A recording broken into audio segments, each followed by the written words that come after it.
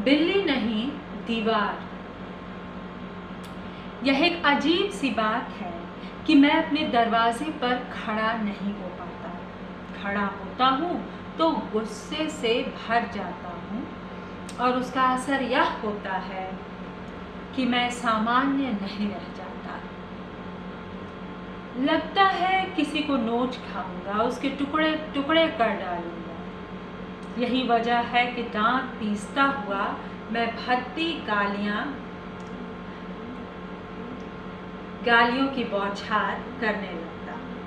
ऐसे में कोई मुझे देखे तो निश्चय ही धारणा बना ले कि मैं कोई खपती ही ऐसी हरकत कर सकता है कि यह सोचे कि मैं जुनूनी हूँ, हिंसक, हत्यारा। लेकिन भाईजान, इनसे मैं किसी सीगे में नहीं आता।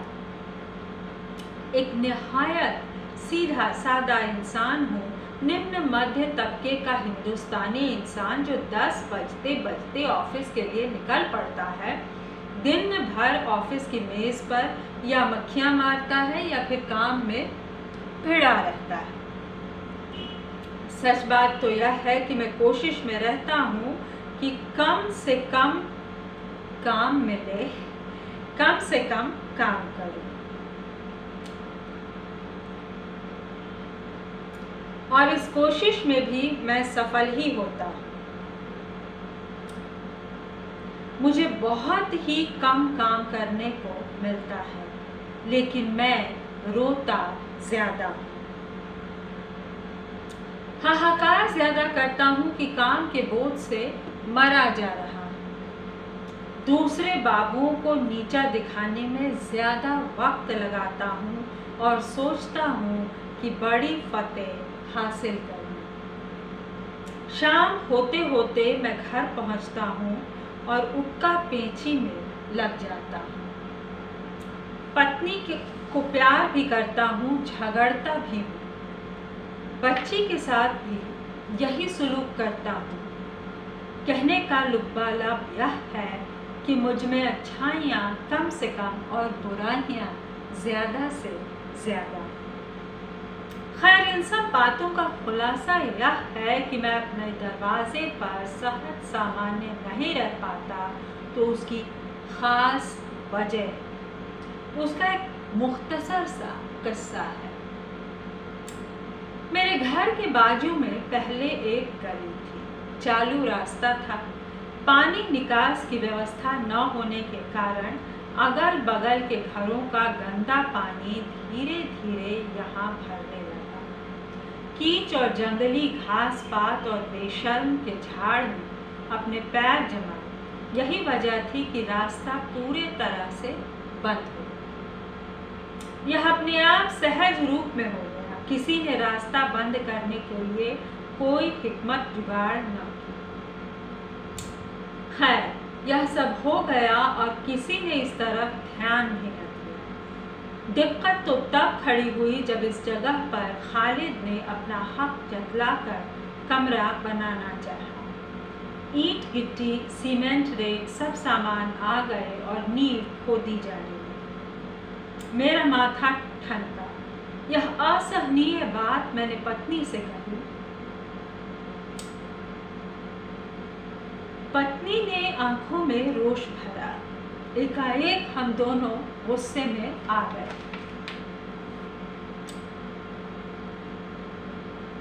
हम नहीं चाहते थे कि खालिद यह जगह हथियाए। बस क्या था, बदहवास समय बाहर आया और चीख कर मजदूरों से काम रोकने के लिए कहा। मजदूरों ने जब मेरी चीख पर ध्यान न दिया तो मैं और जोरों से चीखा। इस पर एक मजदूर जो बदन पर सिर्फ गमछा बांधे था और पसीने से तर जैसे नहा कर आया हो, बोला, मैं तो मजदूर हूँ साहब, मियाँ साहब से कहें जो यह काम करवा रहे हैं। मैंने कहा कि तू बुला उन्हें। उसने कहा कि मैं क्यों बुलवाऊँ। इतने में खालिद बोला, क्या बात है। मैंने कहा कि यह काम बंद करवा दीजिए। उसने पूछा, क्यों। मैंने कहा, इसलिए कि यह जगह मेरी है। उसने पूछा कि आपकी कैसे है। मैंने पूछा कि आपकी कैसे है। बस यह पूछा पाछी तू मैं से निकलकर फुफकार में बदल गई। बजती वजनी गालियों का आयात निर्यात होने लगा। मैं तड़प उठा। सीमेंट की बोरियों पर पानी का ड्रम उलटना चाहा, कोशिश की लेकिन उसको हिला न पाया। हार कर मैंने बाल्टी उठाई और सीमेंट की बोरियों पर 2-4 बाल्टी पानी डाल दिया।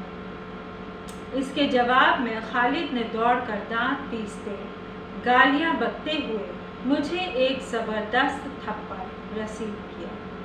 मेरे वजूद की चूलें हिल गई। तेरे मियाँ की मैं बेकाबू था। सांस बेतरह चलने लगी, होठ खिंचाए और बदन में गुस्से की वजह से खिंचा गया। बदहवास सा मैं घर के अंदर दौड़ा आया और फरसा उठा लाया। इस बीच खालिद भी घर से लठ ले आया। युद्ध छिड़े इसके पहले ही पड़ोसियों ने हमें पकड़ लिया। हम हथियार नहीं चला सकते थे, लेकिन हमारी ज़बानें किसी घातक हथियार से कम न थीं। दोनों घरों के अन्य सदस्य भी यही हथियार चलाने लगे। खैर, कोई हिंसक वारदात हो पाती इसके पहले ही पुलिस आ गई और हमें पकड़ कर ले गई। थोड़ी देर बाद हम छूट कर आ गए, लेकिन मैं जो चाहता था वह काम हो गया। पुलिस ने फिलहाल ऊपरी आदेश के पालन के तहत सरकारी संपत्ति घोषित करते हुए उस जगह की कटीले तारों से घेराबंदी कर दी और किसी भी तरह का निर्माण कानूनन अपराध का बोर्ड लगा दिया। जैसा कि मैंने कहा, मेरा जो चाहना था हो गया, और वह भी हो गया जिसे नहीं होना था। खालिद से हमारी जिगरी दोस्ती थी, मिट्टी में मिल गई। हम एक दूसरे के जानी दुश्मन हो गए। एक दूसरे की शक्ल देखना हमें गवारा न था। एक दूसरे के नाम से हमें घिन थी, नफरत थी। यही वजह थी कि मैं दरवाजे पर सहज सामान्य नहीं रह पाता। लेकिन आप सहज हों या असहज, बच्चों को इससे क्या लेना देना। मेरी 4 वर्षीय बेटी सिल्लू मेरा हाथ पकड़कर खींच रही है और मुझे बाहर चलने के लिए कह रही है। मैं हूँ कि जाना नहीं चाहता। वह जिद में है, रो पड़ती है, फर्श पर लौट जाती है, उनकती है। चले आइए, ऐसा भी क्या, पत्नी कहती है। कहाँ जाओ? सिल्लू जहाँ कह रही है। विवश सा मैं सिल्लू को गोद में लिए बाहर आता हूँ। कहाँ चलना है? वो वहाँ। कहाँ? सिल्लू अपना कोमल हाथ घिरी जगह की ओर उठाकर इशारा करती है, वहाँ, और फिर ठनकने लगती है जैसे वहाँ मैं नहीं जाऊँगा। सिल्लू की जिद अब समझ में आई। बिल्ली का निहायत सुंदर चितकबरा बच्चा था जो नीता सा कटीले तारों के पीछे निषिद्ध जगह पर बैठा था। सिल्लू उसे देखना और गोद में लेना चाहती थी। मुझे इस बात की कचोट हुई कि जिस जगह पर जाने की सख्त मनाही है, वहाँ एक बिल्ली आराम से बेफिक्र बैठी है और इंसान होकर मैं वहाँ जा नहीं सकता। सिल्लू फिर उनकी कि मैं मनाही को माथे की सल से परे ठेलता बाघड़ की तरफ बढ़ा। जीभ से च च च कर मैंने बिल्ली के बच्चे को अपनी तरफ बुलाया। बिल्ली के बच्चे ने मेरी तरफ देखा और म्याऊं कर अपना गुलाबी मुंह खोला। चावल जैसे दांतों के बीच जीभ गुलाब की पंखुड़ी जैसी थी। कितना सुंदर। मुट्ठी में खाने को सामान होने की लालच से मैंने फिर च च च किया। सुबह की पीली धूप में बिल्ली ने उम्मीदी आंखें झिपकाई, गोया यह कह रही हो कि क्यों तंग कर रहे हो, आराम करने तो मुझे, और गुलाबी मुंह खोलकर म्याऊं किया। यकायक बागड़ से निकलकर वह धीरे धीरे चलती हमारे पास आई और मेरी मुट्ठी की तरफ लपकी।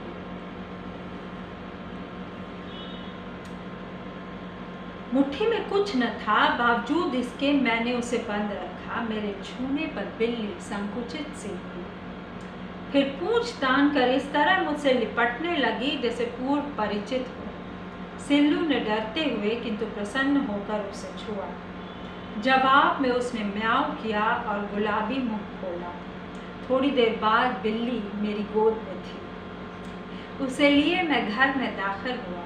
पत्नी ने देखा तो बोली, यह क्या? दिख नहीं रहा है? दिख तो रहा है, मगर बिल्ली को कहाँ से ले आए? बाहर से, मैंने कहा। कान न पकड़ो, सिल्लू से कहकर मैंने पत्नी से कहा।